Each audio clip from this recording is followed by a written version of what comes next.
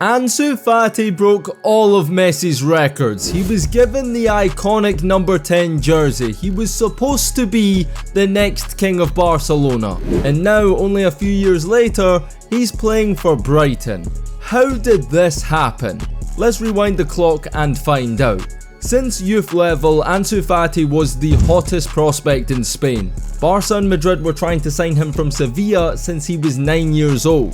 Ansu Fati chose to join Barcelona, where he quickly became the crown jewel of La Masia, the most successful youth academy in football. A long-time youth football coach said Ansu was the best player he'd ever seen at that age. And that's saying something, because he saw all of these guys.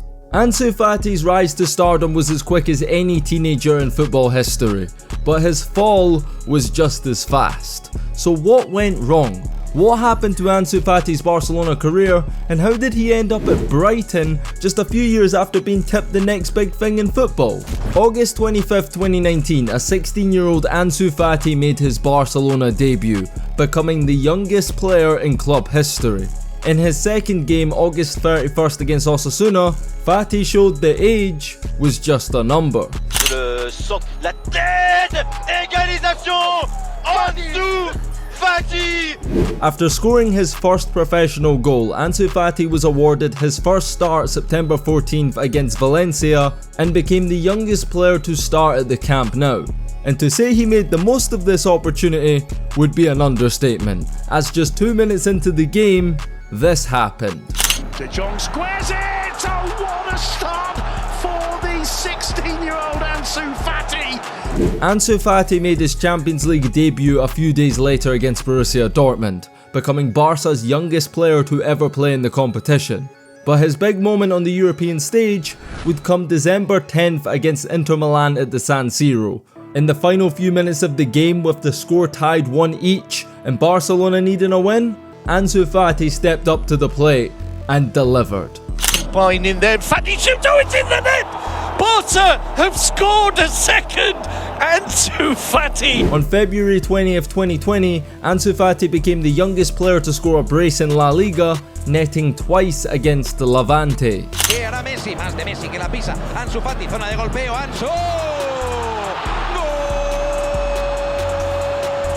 In his debut season at just 17 years old, the Barcelona wonderkid had scored 8 times in 33 appearances. When you compare those numbers to Lionel Messi's first season at the club, you can see why they called Ansu Fati the next big thing. Take a look at all of his records from his first season. It's incredible. It was his second season at Barcelona where Ansu Fati started shaping the mould of a generational talent. He was called up to the Spanish national team. It made his debut against Germany September 3rd, 2020.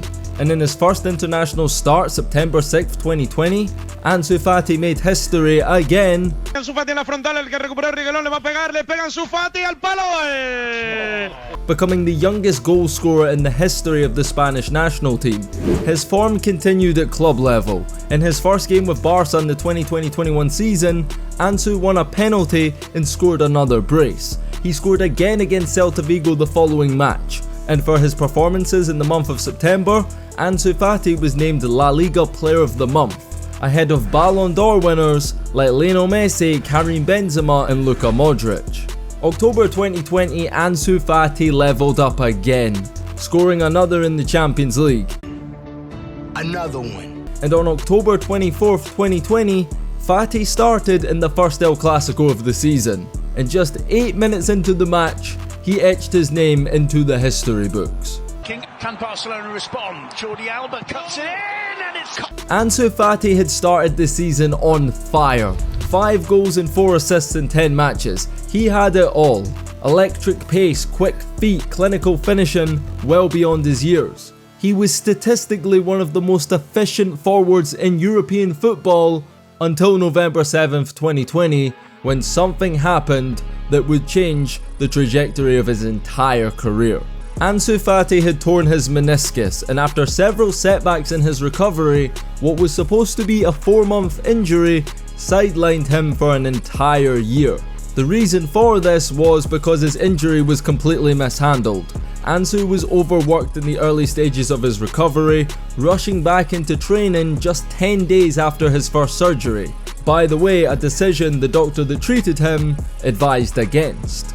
Ansu would continue to relapse, making limited progress in rehabilitation, and long story short, underwent surgery 4 times on the same knee in 6 months. Despite missing the majority of the 2020-21 season, Ansu Fati was still the golden boy of Barcelona and was officially made the heir to Messi when he inherited his iconic number 10 jersey after the Argentine departed for Paris. This added a whole new level of pressure for a young Ansu, who was no longer just a youngster, but the face of Football Club Barcelona. September 26, 2021, Ansu Fati returned, coming on as a substitute against Levante in the 80th minute. And just moments after coming on, Ansu Fati reminded everyone who he was. Is Ansu doing really well? Still Ansu Fati drives the shot! There's the goal! Though Ansu Fati's 2021-22 campaign was frustrating, just as he started to find his feet again, he suffered another setback in January that would keep him sidelined for another 3 months. He returned January 2022 for the semi-final of the Supercopa against Real Madrid, and in Ansu Fati fashion, in his first game back coming off the bench, he bounced back with a bang. Ahí va el centro, se elevó para el empate. Once again though, just as Ansu was beginning to get a run of games in, he missed another month through injury at the end of the 2022 season. So for the entire 2021-22 season, Ansu Fati played just 15 games. He still managed to score 6 goals, which is not bad for a 19-year-old when you take everything else into consideration. Ansu Fati was healthy for most of the 2022-23 season, which was the most frustrating year for him individually. Barcelona were not short of attacking options, signing Robert Lewandowski and Rafinha that summer for big money, and with Ousmane Dembele and Ferran Torres also in the squad, Ansu Fati would face tough competition to earn his place back in the lineup. This was extremely challenging for Fati. There was a sense of urgency at the club that didn't exist in years prior. Barca under Xavi were in pursuit of the La Liga title. Every game was a must win, but what Ansu needed was regular playing time and an opportunity to regain his form and confidence. This was not a priority for Barca. They had their eyes set on the league title, and Ansu Fati just wasn't producing enough to justify starting games over the other high-profile attackers. For the entire season, Ansu's playing time was limited. 37 of his 51 appearances came off the bench. His confidence was at an all-time low, and tension grew between him and the manager. Ansu Fati's father was very outspoken in the media about his son's situation. Here are some of his quotes. Why doesn't Xavi play him more? I don't have an answer. We're talking about the number 10 of Barca. They give him 1, 2 and 3 minutes at the end of games. I am very disappointed. Ansu deserved much more. I have told Ansu it is better for him to have a change of scenery, but Ansu does not agree with me. He wants to stay and succeed at FC Barcelona. His father even teased the possibility of Ansu potentially joining Real Madrid in the future, which definitely didn't go down well with Xavi and die-hard Barca fans. Despite his frustration, Ansu actually impressed towards the end of the season. With 4 goal contributions in his final 5 games, Fati finished with 10 goals in all competitions, which again isn't bad for a 20-year-old, but certainly isn't enough to be the poster boy of one of the world's biggest clubs. Still, from a team perspective, this was the most successful of Ansu Fati's career. He captured his first La Liga title, won the Spanish Super Cup, and also the Nations League with the Spanish national team. However, for Ansu, the most important thing was re-establishing himself as one of the top young players in world football. And that's why the summer 2023 transfer window was so interesting. Barcelona's financial troubles have been well documented for years now. In order to sign and register new players, current players have to leave the club. So there was a big debate as to what the club should do with Ansu Fati. Some in the club still had hope for their crown jewel, while others wanted to cash in while he was still of value in the transfer market. Ansu Fati had received a lot of interest from clubs in Europe, and with Barca needing to let a player go to register new signings Joao Felix and Joao Cancelo, Ansu Fati's departure became inevitable. He had two options from two Premier League clubs, Tottenham Hotspur or Brighton. Surprisingly, Ansu joined Brighton on a season-long loan, a move that in my opinion works out for both teams.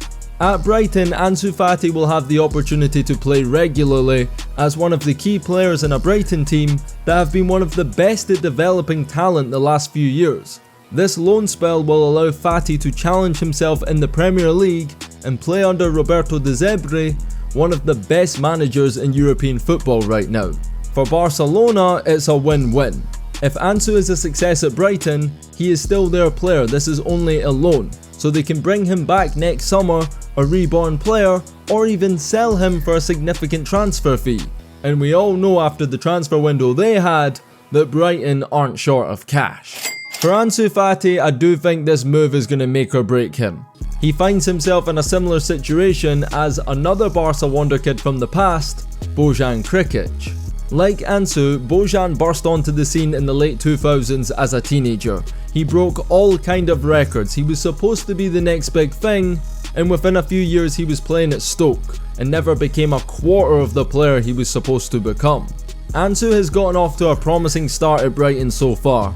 He made his debut in a 3-1 win over Manchester United September 16th, where on two occasions he was unlucky not to score.